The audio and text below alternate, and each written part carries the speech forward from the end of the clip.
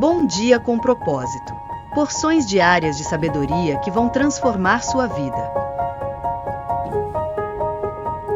Bom dia! Sejam todos muito bem-vindos a mais um Bom Dia com Propósito.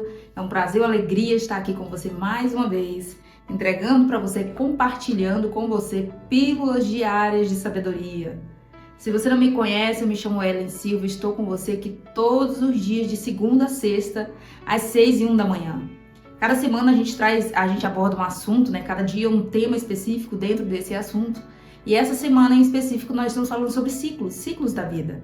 O ciclo da árvore, né? A gente toma por base exemplos da natureza para entendermos a dinâmica da forma como Deus fala conosco, né?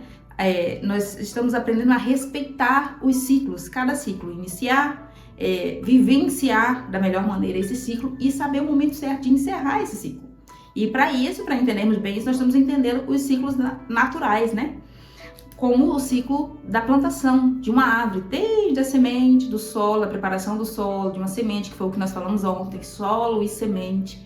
E hoje nós vamos falar sobre o crescimento, quando essa semente arrebenta, né? Ela brota, ela morre ali na terra, né? E ela brota, e esse broto, ele rompe ali o solo, e agora ele está exposto, aparente, né?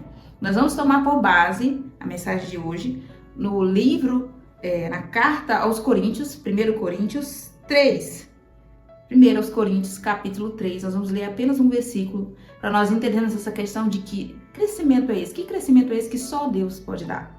Né? Vamos entender que tão importante quanto preparar o solo e lançar a semente, é claro, é vivenciar, é ver o crescimento, né? O crescimento daquilo que nós semeamos. Com certeza é muito importante essa questão do crescimento. E de que crescimento será esse, Eli? Nós vamos entender nessa manhã. Crescimento que é uma dádiva divina, uma permissão divina, né? Uma ordem divina, uma ordenança de que aquilo que foi semeado brote, né? Venha crescer saudavelmente para no futuro dar frutos. Vamos ler 1 Coríntios 3, a partir do versículo 6, que diz: Eu plantei, Apolo regou, mas Deus é quem fez crescer. De modo que nem o que planta, nem o que rega são alguma coisa, mas unicamente Deus que efetua o crescimento. Vamos fazer uma pausa aqui para nós entendermos o contexto desse versículo, né? Para nós não extrairmos aí um texto do contexto. Nesse contexto de Coríntios, Paulo está instruindo a igreja de Coríntios, está instruindo os irmãos acerca das divisões dentro da igreja. O que estava acontecendo ali com o povo cristão? Alguns estavam se sentindo mais importantes ou mais superiores do que outros, porque uns foram discípulos de Paulo, né, foram treinados por Paulo, foram doutrinados, ensinados por Paulo, e outros por Apolo, um outro apóstolo também, mensageiro de Deus ali. E eles ficavam nesse conflito. Não, nós é que somos mais importantes, porque nós somos de Paulo. Não, nós é que somos mais importantes, porque nós somos seguidores de Apolo. Enfim, você consegue perceber que isso tem uma certa familiaridade com o que acontece hoje, né? E nós não vamos entrar no mérito desse assunto, que é o quê? Algumas determinadas pessoas de determinados grupos, né, religiosos se sentem, aonde eu tô é mais importante do que em outro lugar. A igreja X é mais importante do que a igreja Y. Enfim, essa história vem se repetindo há séculos, né? Mas nos dias de Paulo isso já existia e aqui ele vem trazer essa exortação. Mas o que nós queremos enfatizar não é essa questão de divisões ou de alguém se sentir mais importante que o outro, de algum grupo se sentir mais dominante que o outro. Mas exatamente a mensagem que Paulo está dizendo. Olha, eu plantei, Apolo regou. Mas quem deu o crescimento, quem dá o crescimento é unicamente Deus. Ou seja, não tem tanto valor aquele que plantou, não tem tanto valor aquele que regou. De nada adiantaria se Deus não fizesse com que crescesse. É claro que dentro desse contexto ele está falando sobre o crescimento da igreja, ou seja, a propagação do evangelho. Ele poderia fazer o papel dele, Apolo poderia fazer seu papel e tantos outros membros ali poderiam fazer o seu papel. Mas se Deus não abençoasse, se Deus não estivesse com eles, se Deus não estivesse nessa obra, nessa missão, o evangelho não se proliferaria como para chegar aos nossos dias, né? Não teria ganhado tanta força mesmo diante de tantas tentativas de calar o povo de Deus, de calar a mensagem do reino, impedir que ela chegasse até mesmo a nós nos dias atuais. Eu acredito que você está conseguindo entender, mas se tiver com alguma dúvida, você já coloca aqui nos comentários ou no chat que a gente vai respondendo. Olha, ainda sobre essa questão de crescimento, eu gostaria de ler mais uma mensagem com você para ficar mais fixado esse entendimento sobre crescimento. Citando também, antes de eu falar qual o livro que nós vamos ler, citando para você o Salmo 127, versículo 1, que diz: se o Senhor não edificar a casa, em vão trabalhos que a edificam. Se o Senhor não guardar a cidade, em vão vigia o sentinela. O que significa isso? Quer dizer que pode o arquiteto desenhar o projeto da obra, pode o engenheiro executar, pode os melhores pedreiros trabalhar com o máximo zelo, com a máxima preparação, com o máximo cuidado nessa obra, mas se o Senhor não contribuir para essa edificação, ela vai ruir, ela não vai se firmar. Por mais que a gente diga, mas a lei da física, né, o concreto com ferro e todas as coisas postas em seus lugares, é claro que vai se firmar. Mas para nós que temos fé e sabemos que tudo vem através de Deus, porque dele, por ele e para ele são todas as coisas, a gente sabe que não é bem assim como os olhos humanos veem e interpretam. Há muito mais coisas acontecendo no mundo espiritual que muitas vezes por nossos olhos físicos não estar contemplando. Para o mundo parece que nada está acontecendo lá, no mundo espiritual, mas de fato está. Por isso recai esse versículo do Salmo 127. Se o Senhor não edificar a casa, ou seja, se a presença de Deus não estiver ali, a permissão de Deus, a vontade de Deus, então não vai dar certo a construção dessa casa. E aí ele diz, se o Senhor não guardar a cidade, o que seria se o Senhor não guardar a cidade? As cidades, nos tempos antigos, tinham muralhas, muros, né? E ficava sempre uma guarita, um sentinela de olho para que invasores não entrassem naquela cidade. Ou seja, se o Senhor não guardasse, não estivesse protegendo aquela cidade, o trabalho do sentinela, do guardião, do policiamento ali, seria em vão. Consegue entender a questão do crescimento? Ou seja, de nada adianta eu plantar, de nada adianta eu preparar bem o solo, se Deus não der o crescimento. Ou seja, aplicando isso tudo que eu falei, que pareceu um pouco teórico, né? Mas aplicando isso tudo para as nossas vidas, você pode parar e pensar.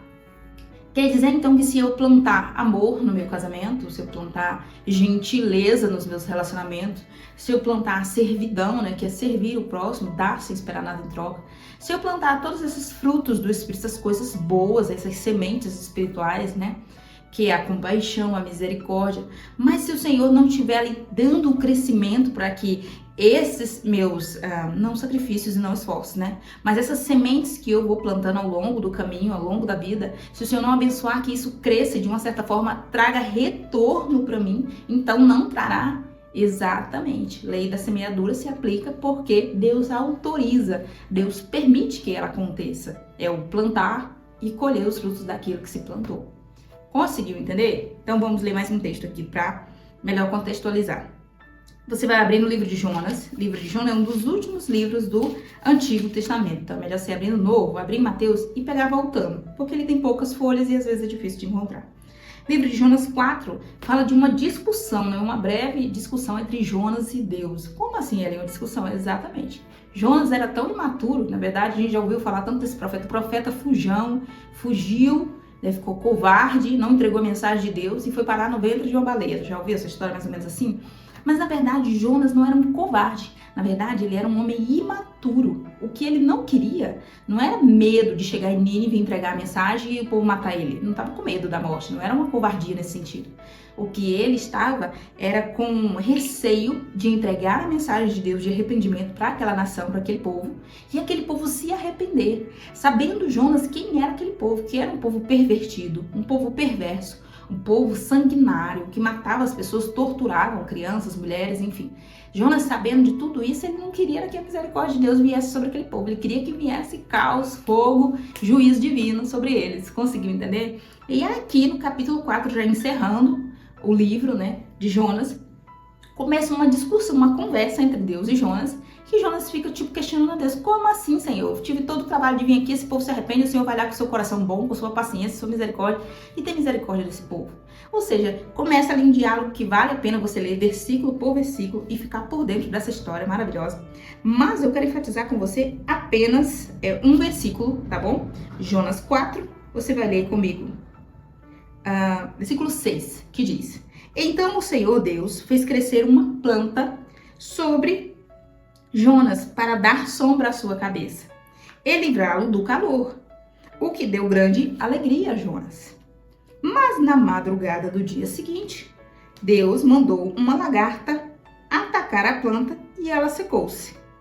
Ao nascer do sol, Deus trouxe um vento oriental muito quente e o sol bateu na cabeça de Jonas, ao ponto que dele quase desmaiar. Vamos parar por aqui. Eu acredito que eu já contextualizei aí a história de Jonas, né? Mas contextualizando aqui o que acontece no capítulo 4, você leu comigo. Deus faz crescer uma grande planta, que não era uma plantinha, né? Porque Jonas não era um pequeno robozinho desse tamanho, era um homem grande, né? Então a planta era grande e já imagina o tamanho dessa lagarta, ou dessas lagartas, né? Mas aqui fala como se fosse uma única lagarta, que destruiu aí essa planta. Mas percebe que da noite para o dia, ou seja, uma fração de minutos, de horas, Deus deu uma ordem, a planta cresceu, ou seja, a ordenança de Deus para o crescimento. E eu poderia citar tantos outros textos falando acerca de crescimento.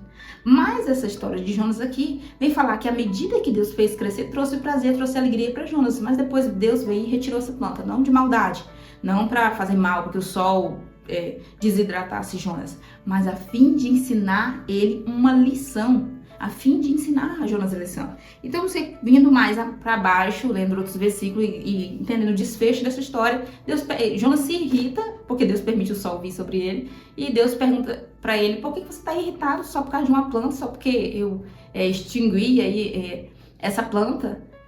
Se você está com pena de uma planta, porque você não tem piedade, misericórdia do povo de Nínive. Enfim, você precisa conferir mais detalhadamente esse diálogo. O que eu queria enfatizar aqui é o crescimento que Deus faz acontecer.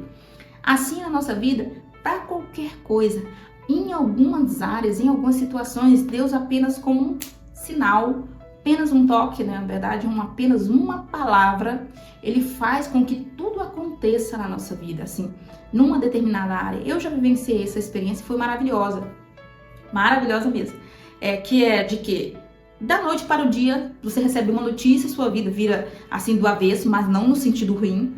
A sua vida, a sua sorte, né? Como está no livro de Jó, Deus mudou o cativeiro de Jó, virou o cativeiro de Jó. Ou seja, a sua sorte vira da noite para o dia e de repente vem tudo em dobro, tudo multiplicado, todas as bênçãos, como se o céu se abrisse para você, no sentido de que Deus deu uma ordem, o crescimento veio. E assim a gente precisa ter essa perseverança, essa confiança em Deus. Plantamos, preparamos o solo, mas o crescimento somente o Senhor pode dar.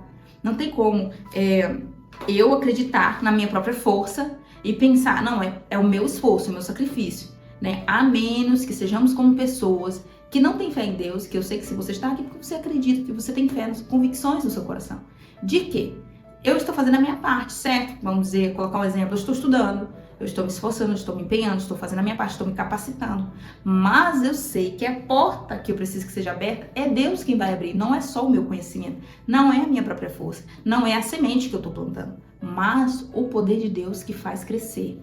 Não é porque eu estou sendo um ótimo funcionário na empresa que eu estou, não é porque, enfim, não é colocar o mérito do seu esforço em primeiro lugar, mas entender que Deus é quem dá o crescimento, é ter a plena convicção que Deus é quem dá desde o solo, desde a semente, tudo é dele. Como eu já falei aqui no início da live, porque dele, por ele e para ele são todas as coisas. Então, você para e pensa, se não fosse Deus, eu não teria nem semente para plantar. Se não fosse Deus, eu não teria saúde para ir lá e plantar. Se não fosse Deus, eu não teria um solo fértil para plantar. Você consegue perceber que tudo gira em torno da vontade perfeita de Deus, como está escrito.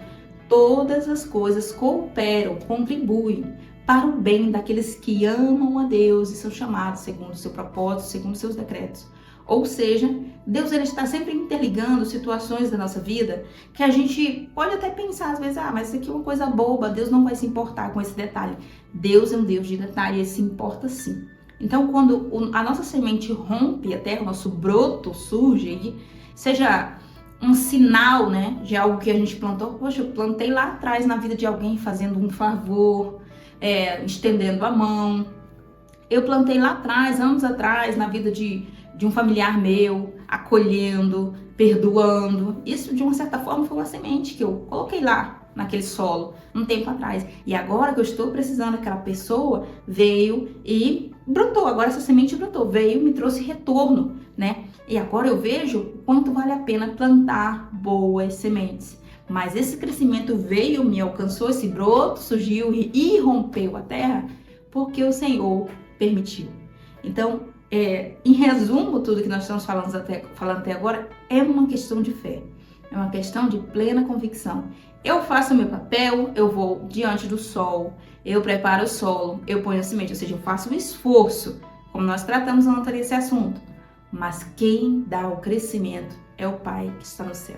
Então, de tudo que você for fazer, tudo que você for colocar a sua mão, seja na cozinha, seja num projeto, seja no seu trabalho, seja na sua família, cuidando, zelando de alguma forma, seja numa obra específica para Deus, destinada para Ele, coloque sempre Deus como o centro. Diga, Senhor, venha, esteja aqui comigo, me acompanhando, me ajudando, me capacitando, me amadurecendo, me dando sabedoria.